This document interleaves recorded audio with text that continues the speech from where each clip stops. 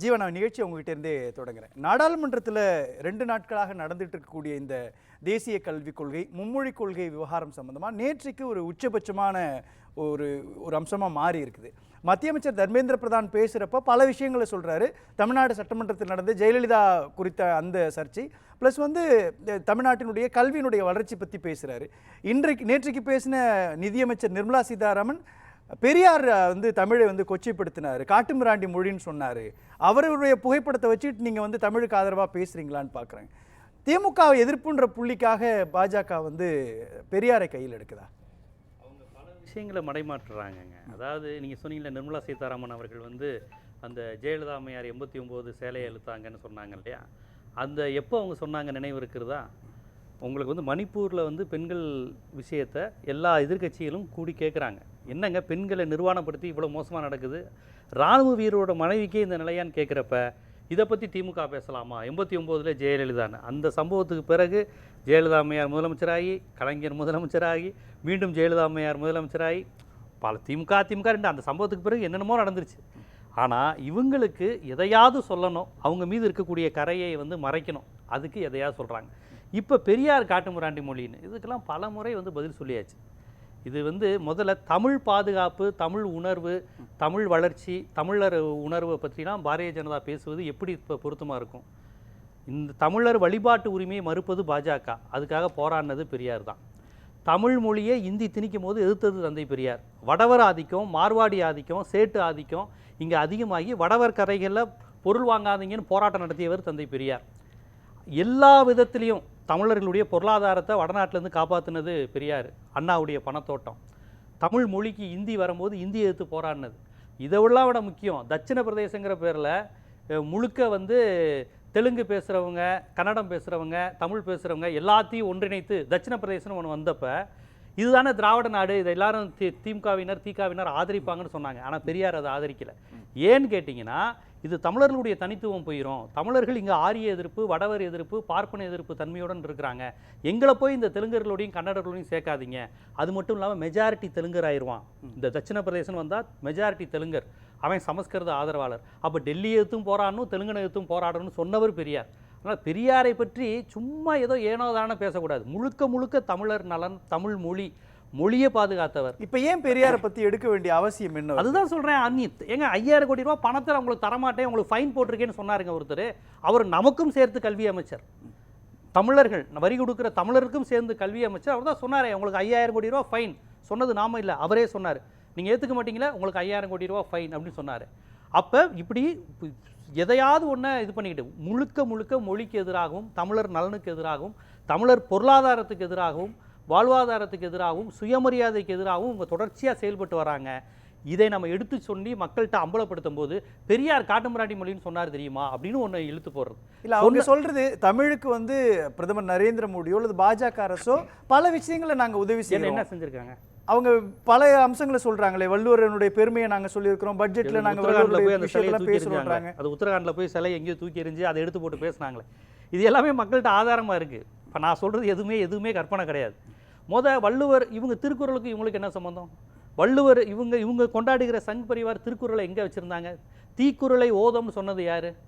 சமஸ்கிருதம் தான் தெய்வ பாஷை, தமிழ் நீச பாஷைன்னு சொன்னது யார்?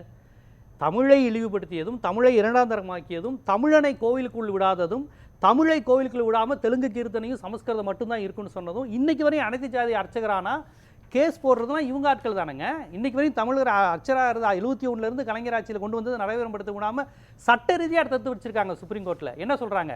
தீண்டாமை செய்வதற்கு எங்களுக்கு உரிமை உண்டுன்னு ஒரு லா பாயிண்ட் சொல்கிறாங்க. அதாவது ஒரு டினாமினேஷன், அந்த சிவாச்சியாரிகள் தீட்சிதர்கள்லாம் டினாமினேஷன், ஒரு குறிப்பிட்ட தொகை.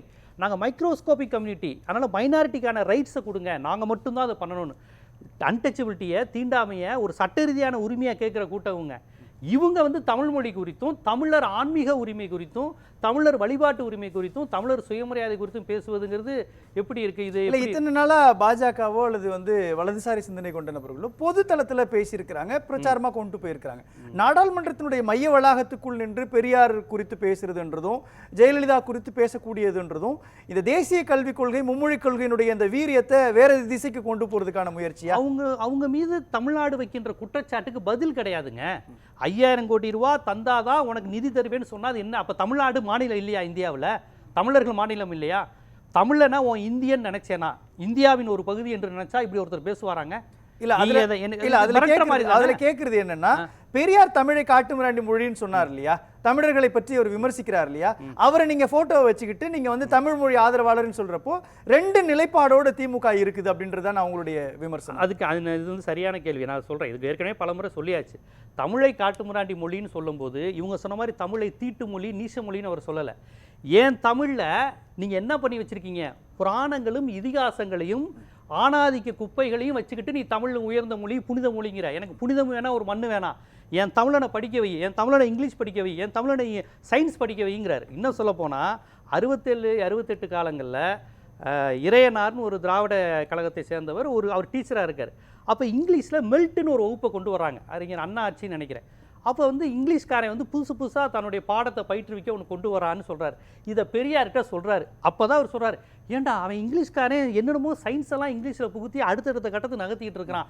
நம்ம ஆட்கள் இன்னும் ராமாயணம் எப்படி பண்ணாங்க, கடவுள்கள் எப்படி காதலிச்சாங்க, தலைவன் தலைவி தூது விடுதல், ஏடா இப்படியாடா தமிழ்ங்கிறது உயர்ந்த மொழி புனித மொழி கடவுளுக்கான மொழின்னு சொல்லிட்டு கடைசியில் இப்படி இருக்கேடா, நம்ம காட்டுமிராண்டி காலத்திலே இருக்கோமேடா, சயின்ஸு கம்ப்யூட்டர் அடுத்த லெவலுக்கு நம்ம போகணுமே அப்படிங்கிற ஆதங்கத்தில் சொன்னது தான் இது. காட்டுமிராண்டி நீங்க சொல்றீங்க தமிழர்கள் அடுத்த கட்டத்துக்கு போகணும் அப்படின்றப்ப மத்திய அரசு சொல்லுது இல்லையா, தமிழர்கள் அவங்க அடுத்த கட்டத்துக்கு போகணும்னா 3 மொழியை கத்துக்குங்கன்னு சொல்ற பாயிண்ட் தான். 3 மொழி எதுக்கு? தமிழையே நவீனப்படுத்து அறிவியல்படுத்துன்னு சொல்லிக்கிட்டு இருக்கும்போது நீங்க தமிழுக்கிட்டே வர முடியாத ஒரு மொழியை வச்சுக்கிட்டு, இந்தின்னு ஒரு மொழியை வச்சுக்கிட்டு அந்த மொழியை வச்சு என்ன பண்ண போறாங்க? இந்தியோ தெலுங்கோ கன்னடமோ எதுக்குங்க தமிழை படிக்கணும்? ரொம்ப ஓப்பனாக கேட்குறேன். எனக்கு வந்து என் தாய்மொழி போதும், உலகத்தோட எனக்கு இங்கிலீஷ் போதும். இதைத்தான் அறிஞர் அண்ணா சொன்னார், இதுதான் பெரியார் சொன்னார். பெரியாரும் அண்ணாவும் இங்கிலீஷை தூக்கி பிடிச்சதனுடைய விளைவை இன்னைக்கு சந்திரபாபு நாயுடு பாராட்டுறாருங்க. வேற யார்? சந்திரபாபு நாயுடுனா பெரியாரிஸ்டா, திராவிட கழகத்தை சேர்ந்தவரா? எங்கே போனாலும் தமிழன் தான் இருக்கிறான். அவனோட இங்கிலீஷ் நாலேஜை பார்த்து நாங்கள் வியக்கிறோம். யார் சொல்றா? பாஜக கூட்டணி கட்சியில் இருக்கக்கூடிய சந்திரபாபு நாயுடு தமிழ்நாடு. பாஜகவில் இருக்கிறவங்க என்ன சொல்றாங்க, இது எல்லாமே கடந்த காலத்துல இருந்தது, ஓகே, ஆனால் இன்னைக்கு நிறைய மெட்ரிகுலேஷன்ல ஹிந்தி கற்றுக் கொடுக்கப்படுகிறது, சிபிஎஸ்இ பள்ளிகளில் ஹிந்தி கற்றுக் கொடுக்கப்படுறப்போ ஏன் அரசு பள்ளிக்குள்ள நீங்க ஹிந்தியை கொண்டு வர மாட்டேன்றீங்க, மும்மொழி கொள்கையை கொண்டு வர மாட்டேன்றீங்க? இருங்க முடிச்சிடுறேன். அது என்ன சொல்றாங்க, அமைச்சர்களுடைய பிள்ளைகள்லாம் ஹிந்தி படிக்கிறாங்க, மும்மொழி கொள்கையை ஃபாலோ பண்றாங்க, பிரெஞ்சு படிக்கிறாங்க. அப்படின்றப்போ ஏன் வந்து ஏழை சாமானிய மனிதர்கள் வந்து 3வது மொழியா ஒரு மொழியை கற்றுக்கொள்ளக்கூடாது, இந்திய வேணான்றாங்க? இது ரொம்ப மேலோட்டமான வாதங்க. அதாவது தனியார் பள்ளிகளில் ஒரு கான்செப்ட், அதுக்கும் காரணம் இந்த ஒன்றிய அரசு தான். நீங்கள் வச்சிருக்கக்கூடிய போர்டு கான்செப்டில் ஹிந்தியை கொண்டு வராங்க. நீங்கள் அதிலே பாருங்கள், மும்மொழி நீங்கள் சொல்கிறீங்க, அந்த மும்மொழியில் இந்தியாவினுடைய பிராந்திய மொழி எது வேணாலும், சௌராஷ்டிரா படிச்சுக்கலாம், நரிக்குறவர் சமுதாயம் பேசுகிற மொழியும் படிச்சுக்கலாம், அப்படி தானே? எனக்கு பிடிச்ச மொழி நரிக்குறவர் மொழினா படிக்கலாம், சௌராஷ்டிரா பிடிச்சிக்கிட்டா படிக்கலாம், அப்படி தானே? அப்படி இதில் வாய்ப்பு இருக்குமா? அவங்க என்ன சொல்கிறாங்க, இந்திய மொழிகளில் எதுவுமே எனக்கு நாகாலாந்து மொழியை படிக்கணும், இவங்க படிக்க வைப்பாங்களா? அவங்க சொல்றது என்னன்னா, மையம் நீங்க கடைசி வரை தமிழர்களை தமிழை காட்டுமிராண்டி மொழி அப்படியே வச்சிருக்கணும்னு நினைக்கிறீங்க? தமிழை காட்டுமிராண்டியா வச்சிருக்கக்கூடிய இந்த வைதிகத்தை சனாதனத்தை சாடி பெரியார் சொன்னார். இந்த திருப்பி இந்த சீமான் சொன்னதுதான், அவன் அப்பாவோட புணர சொன்னாங்கன்னு அவர் அந்த கதையை எடுத்து சொன்னார். இப்படியும் உன் பிராணத்தில் இருக்குன்னு சொன்னார். உடனே பெரியார் இப்படி சொல்லிட்டாருன்னு சொன்னார் பார்த்தீங்களா? சீமான் சமீபத்தில் கிளப்பினார் பார்த்தீங்களா? அதே மாதிரி தான் காட்டுமிராண்டித்தனமா தமிழை அப்படியே வச்சிருக்க, சயின்ஸை வளர்க்க விடாமல் பண்ணிக்கிட்டு இருக்கீங்களே அப்படிங்கிற ஆதங்கத்தில் பெரியார் பேசினது, புரியுதுங்களா? அதைத்தான் பெரியார் எடுத்து காட்டினார். அதான் அந்த சம்பவத்தோட சொன்னேன். அந்த 67, 68 இறையனாருங்கிறவர் வந்து ஒரு டீச்சர், அவர் போயிட்டு வந்து பெரியார்கிட்ட சொல்றாரு, இங்கிலீஷ்காரன் என்னென்னமோ பண்றான்னு. அப்போ அந்த அடிப்பில் சொல்றார், பெரியார் என்றைக்குமே ஒரு நவீன சிந்தனையாளருங்க. அவர் முழுக்க தனித்தமிழ்நாடு கேட்டார். ஆனால் அதே சமயம் மொழி அபிமானம், மத அபிமானம், தேசாபிமானம் கடந்து சிந்திக்கின்ற ஒரு மானுட சிந்தனையாளராக இருந்தார். தமிழை நேசித்தவர், தமிழர்களை நேசித்தவர். ஆனால் தமிழன்ட்ட ஆணாதிக்கம் இருக்குது, தமிழன்ட்ட நிலவுடைமை இருக்குது, சாதி இருக்குன்னா அதை தகர்த்தெறிவார். பேசலாம்.